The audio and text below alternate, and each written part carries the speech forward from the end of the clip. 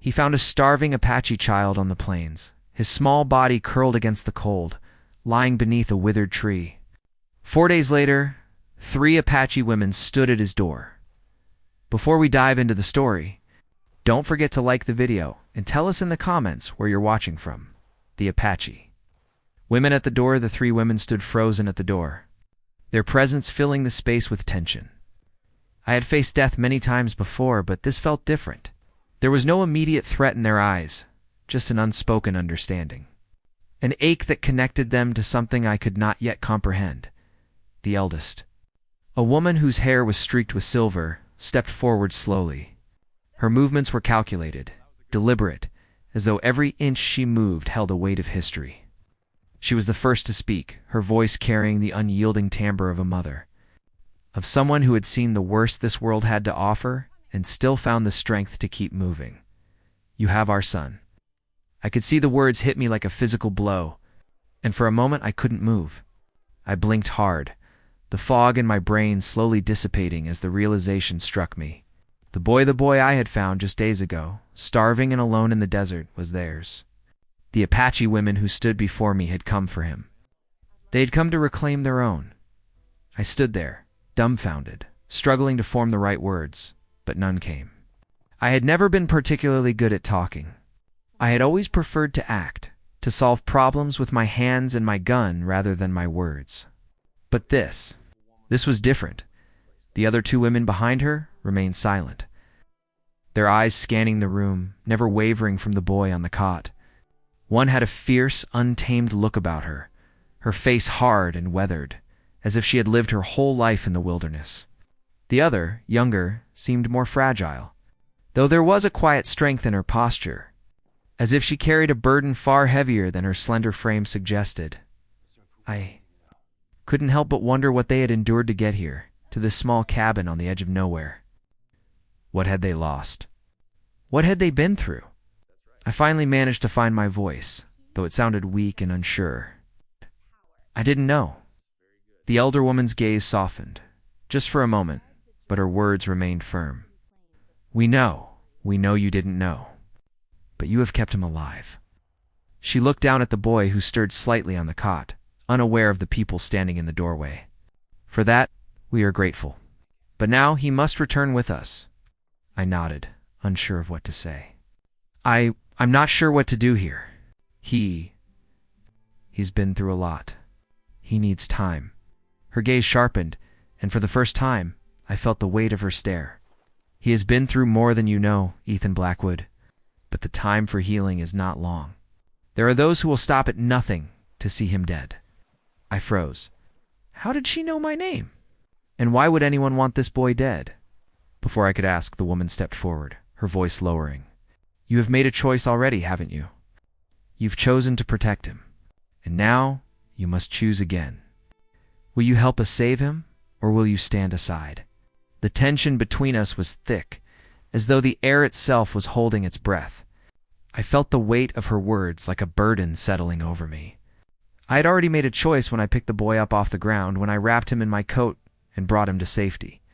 But now, this was something more. This wasn't just about survival. It was about trust, about joining a fight that had started long before I ever arrived. I glanced at the boy, his small form barely visible beneath the blankets.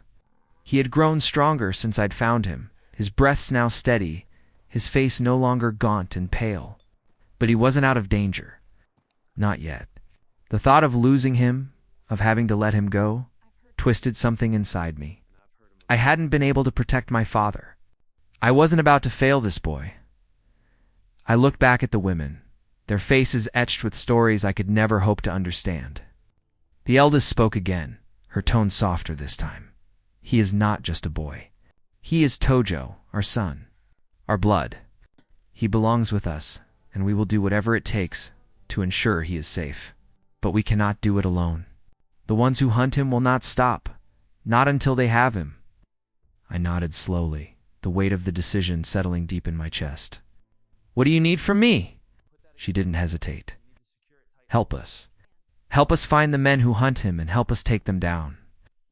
I had been alone for so long that the thought of becoming involved in something larger than myself sent a wave of unease through me. But as I stood there, looking at the three women, their eyes filled with determination, I knew I had no choice. My path had already been set. "I'll help," I said quietly, though the words felt heavy on my tongue. "But we do this on my terms. We do this smart, and we do this together. No one gets left behind." The elder woman, Asha, nodded approvingly. "Then we have an understanding." The days that followed were a blur of planning, tracking, and preparing for the inevitable confrontation. The more I learned about Tojo's past, the more I understood the danger we were facing. The syndicate that had killed my father, the same men I had spent years hunting, was hunting this child. They had no mercy, and they wouldn't stop until they had what they wanted. But now, for the first time in years, I wasn't alone in my fight. The women had become my family, and with each passing day my bond with them grew stronger. Asha, the eldest, was fierce and unwavering, a woman who had seen the worst of life and still fought to survive. Tula, the youngest, was quieter, but there was an unspoken strength in her that commanded respect. And Ren, though she spoke little, had a sharp, calculating mind that I found invaluable as we began to plan our next move. We spent days tracking the syndicate's movements, following the faint trail of their activities through the desert, careful not to alert them to our presence. But it wasn't long before they realized we were coming for them. The final confrontation came faster than we had anticipated. We had tracked them to a remote canyon, a place where they thought they were safe. But we had learned their patterns, their weaknesses. We knew this was our chance to take them down. We rode in under the cover of night, our plan simple but deadly. I would take the lead, drawing the men into a fight, while Asha, Tula, and Ren would flank them, taking them from all sides. Tojo stayed back, hidden under the rocks, a reminder of what we were fighting for. The canyon was eerily silent as we approached, the cold air thick with tension. My heart pounded in my chest as I readied my rifle, my fingers slick with sweat. The men had set up camp near the mouth of the canyon, confident that no one would dare approach them. But they hadn't counted on us. We struck hard and fast. The gunfight that erupted was everything I had trained for: fast, brutal, and unforgiving. I fought with everything I had, the anger I'd carried for years now channeled into every shot, every movement. The men fell one by one, their surprise turning to desperation as we closed in. But it wasn't enough.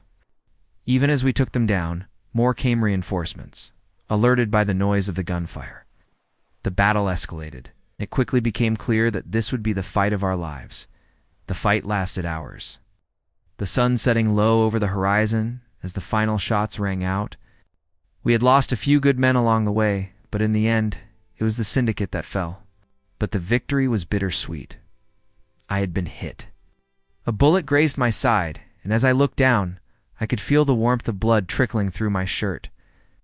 But it was nothing compared to the pain I had already carried as I stumbled toward Asha, who had fought by my side through it all. I could feel the darkness closing in. She rushed to my side, her face pale with worry. "You're going to be okay?" she said, though her voice trembled. I shook my head weakly.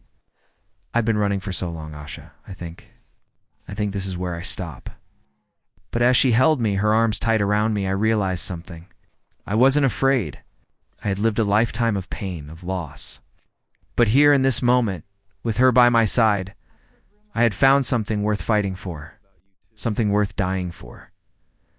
"I love you," I whispered, my voice barely audible. She leaned down, pressing her forehead to mine.